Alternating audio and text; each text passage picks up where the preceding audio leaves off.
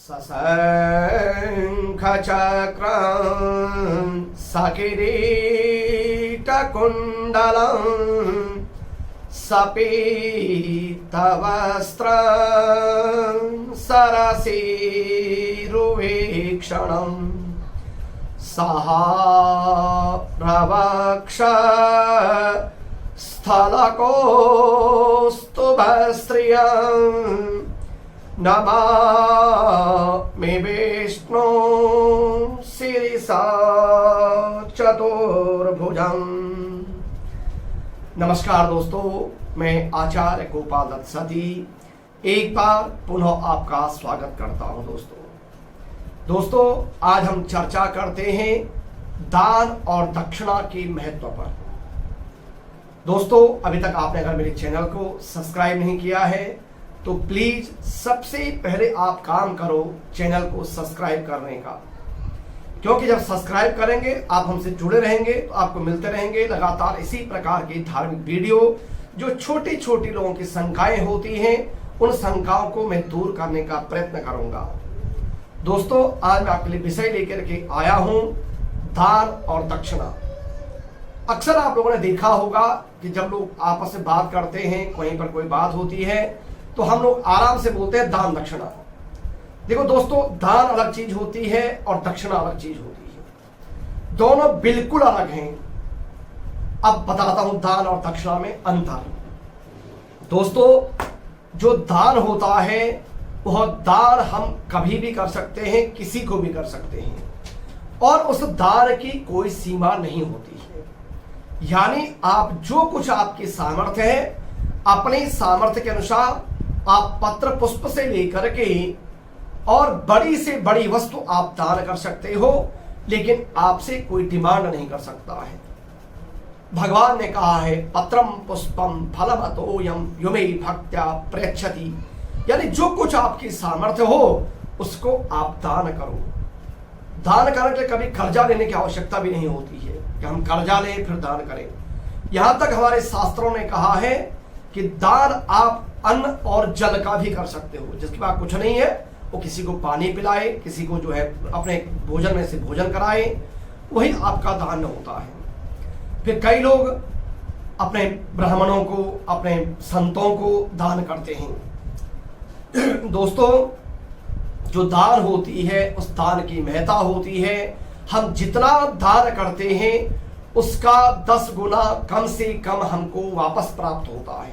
10 गुना, चाहे वो प्रत्यक्ष रूप से मिले चाहे अप्रत्यक्ष रूप से मिले, लेकिन हमारे किए हुए दान का 10 गुना फल हमको अवश्य प्राप्त होता है। संतों ने बताया कि जैसे हम कोई एक धान का, गेहूं का या जौ का, बाजरे का बीज बोते हैं और वह बीज जब उगता है, पौधा बनता है, उसमें हजारों बीज आ जाते हैं। यानी हमने बोया तो एक था, लेकिन उसका फल हमको जो मिला वो असंख्य मिलता है। हमने एक पेड़ लगाया, वो जब फल देने के लायक होता है कई वर्षों तक फल देता है, अनंत फल देता है। ऐसे ही हम जो दान करते हैं वह दान अनंत गुना फल देने वाला होता है। दान की बहुत बड़ी महत्ता है। अब बात आई दक्षिणा की। दोस्तों दक्षिणा हम उसको कहते हैं जब हम कोई पूजा पाठ करें, कोई यज्ञ करें, किसी प्रकार का अनुष्ठान करें, उस अनुष्ठान के बाद हम जो ब्राह्मणों को उसके बाद जो देते हैं, जिसको हम दक्षिणा बोलते हैं, वह दक्षिणा जो होती है वह उसके लिए ब्राह्मण अगर आपसे चाहे, अगर आपने उसको उचित पारिश्रमिक नहीं दिया है, वह उसके लिए आपसे डिमांड कर सकता है। कई लोग बोलते हैं कि ऐसा कहाँ लिखा है कि इतना देना है। दोस्तों दान के लिए बिल्कुल नहीं लिखा है। दान की शायद आपसे किसी ने डिमांड भी नहीं की होगी आप इतना दान करो, लेकिन हाँ जो दक्षिणा होती है कार्य के अनुसार। जैसे आप जॉब करते हो, बिजनेस करते हो, तो निश्चित रूप से आप जब वहां काम करते हो आपको उसकी कुछ ना कुछ तनख्वाह मिलती है, प्रॉफिट मिलता है। इसी प्रकार कोई ब्राह्मण भी अगर जब पूजा करता है, कोई यज्ञ करता है, कोई अनुष्ठान करता है आपके घर में, तो उसकी जो मेहनत का जो फल होता है जब तक उसको नहीं प्राप्त होता है आपको पूजा का फल नहीं मिलता है। वो हुई दक्षिणा। दक्षिणा और दान में बहुत बड़ा अंतर है। लेकिन हम लोग उसको बराबर एक साथ लेके चलते हैं। कई लोग बोलते हैं हमने तो जिस दिन पूजा हुई, पूजा में आपने कुछ चीज दान की, दक्षिणा दी, उस लोग कहते हैं हमने तो ऐसा दान किया। दोस्तों वो दान नहीं होता, वह होती है दक्षिणा, और दक्षिणा के साथ जो पूजा में आवश्यक सामग्री होती है वो होती है।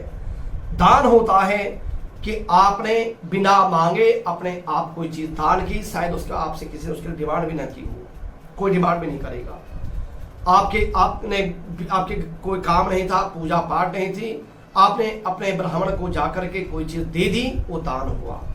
आपके घर में ब्राह्मण आए, हाल चाल लेने चले आए, आपने उनको कोई चीज दे दी, वो दान हो गया। और शायद उसमें किसी ने आज तक आपसे डिमांड न की हो, लेकिन हाँ अगर आपने कर्मकांड कराया है और आपने उसकी उचित पारिश्रमिक नहीं दिया है, उसके लिए आपसे डिमांड हो सकती है। उसके लिए आपको कभी नाराज नहीं होना चाहिए, क्योंकि आपको उस पूजा का फल तभी प्राप्त होता है जब आप उसकी दक्षिणा दें। दोस्तों तो निश्चित रूप से आपका एक संशय मैंने आज दूर करने की कोशिश की कि दान और दक्षिणा। तो कई बार जो लोगों का होता है कि ये कहाँ लिखा शास्त्र में, ये बातें अच्छी नहीं लगती हैं। फिर एक चीज होती है, एक भागवत में प्रसंग आता है, वह है यज्ञ और दक्षिणा। जैसे बड़े बड़े जो यज्ञ होते हैं उसमें एक भागवत में कथा आती है कि यज्ञ और दक्षिणा इनकी जब उत्पत्ति हुई तो ब्रह्मा जी ने इनका विवाह साथ में कर दिया। इनका विवाह यानी एक दूसरे के पूरक है, बिना एक दूसरे के नहीं रह पाता है। यानी आप यज्ञ करोगे तो दक्षिणा आपको देनी पड़ेगी, बिना दक्षिणा के उस यज्ञ का फल आपको प्राप्त नहीं होता है।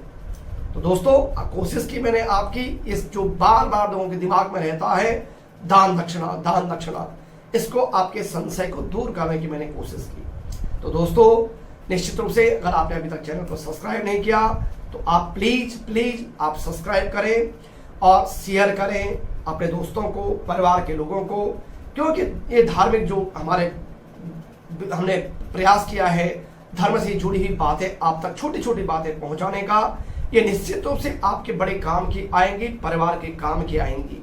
अपने परिवार के लोगों को, दोस्तों को शेयर करें, लाइक करें, कमेंट करें। आपको भी ऐसी कोई अगर डाउट हो, कुछ आप पूछना चाहते हो किसी बारे में, तो आप कमेंट में लिखें, तो निश्चित रूप से मैं आपको उसी पर वीडियो बना करके उपलब्ध कराऊंगा, कोशिश करूंगा आपकी शंका का समाधान करने का। दोस्तों तो चलिए फिर मिलते हैं एक किसी नए वीडियो के साथ, तब तक के लिए दोस्तों नमस्कार।